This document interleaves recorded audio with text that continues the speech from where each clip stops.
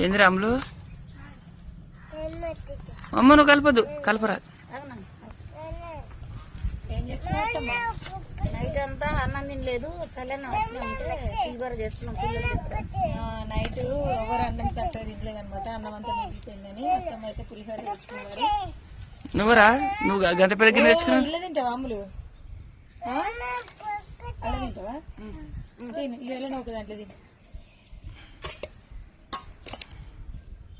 మామూలు అయితే ఇంట్లోకి బయటకు వెళ్తలేదనమాట వాళ్ళ మమ్మీ. ఇంకా ఏమి కలుపుతుందంట. నువ్వు చేస్తున్నావారా? నాకు కొంచెం పెట్టు మరి. నాకైతే మామూలు పెట్టింది.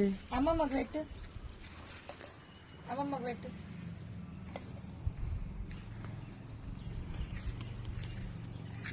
బాగుంది మంచిగా